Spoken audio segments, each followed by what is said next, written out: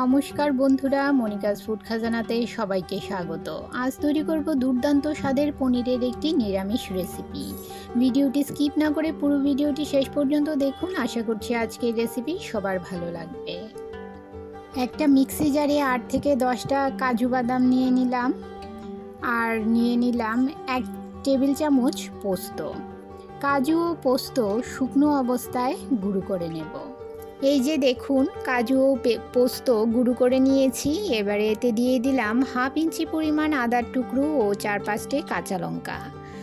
রেসিপিটা একটু মিষ্টি মিষ্টি হয়, আপনারা ঝালের পরিমাণটা বুঝে দেবেন। আর দিয়ে দিলাম একটা মিডিয়াম সাইজের টমেটো। সামান্য জল দিয়ে এর একটা স্মুথ পেস্ট তৈরি করে নেব। এখানে 250 গ্রাম পনির নিয়েছি। পনিরগুলো এইরকম ছোট ছোট কিউব করে কেটে নেব। আপনারা আপনাদের পছন্দ মতো যে কোনো সাইজে পনির কেটে নিতে পারেন।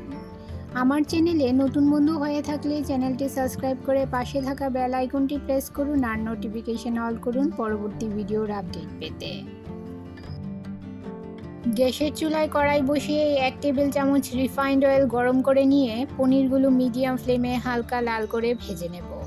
পনির বেশি ভাজার প্রয়োজন নেই, বেশি ভাজলে পনির শক্ত হয়ে যাবে। হালকা করে ভেজে নিয়ে কুসুম গরম জলে পনিরগুলো ভিজিয়ে রাখবো।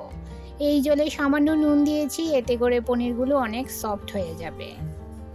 পনির ভাজার পর যে তেল ছিল তাতে 1 টেবিল চামচ ঘি দিয়ে দিলাম। ঘি গরম হলে ফোড়নে দিয়ে দেব একটা তেজপাতা, 1 চামচের 4 ভাগের 1 ভাগ গোটা জিরে, 7-8টা গোলমরিচ, 1 টুকরো দারচিনি, একটা জয়িত্রীর ফুল, 2টো ছোট এলাচ ও 3টে লবঙ্গ। কয়েক সেকেন্ড নেড়ে চেড়ে দিয়ে দিলাম একটা মিডিয়াম সাইজের ক্যাপসিকাম। হালকা করে ভেজে নেব। এবারে কাজু বাদাম ও পোস্তের যে পেস্টটা তৈরি করে রেখেছিলাম সেই পেস্টটা এখানে দিয়ে দিলাম। মশলার বাটিটা ধুয়ে সামান্য জলও অ্যাড করলাম। 2 মিনিট লো মিডিয়াম ফ্লেমে নেড়ে চেড়ে মশলাটাকে ভালো করে কষিয়ে নেব। মশলা কিছুক্ষণ কষিয়ে নিয়ে এতে দিয়ে দিলাম 1 চামচ লাল লঙ্কার গুঁড়ো, 1 চামচ নুন, 1 চামচ চিনি। নেড়ে চেড়ে মশলার সঙ্গে মিশিয়ে নিয়ে আরও কিছুক্ষণ কষিয়ে নিতে হবে। বন্ধুরা, যারা আমার ভিডিওটি এই পর্যন্ত ধৈর্য সহকারে দেখছেন অথচ একটা লাইক দিতে ভুলে গেছেন, তাদের কাছে অনুরোধ, প্লিজ একটা লাইক দিয়ে ভিডিওটি কন্টিনিউ করুন। আপনার একটা লাইক পৌঁছে দিতে পারে আমার রেসিপি আরও বহু মানুষের কাছে।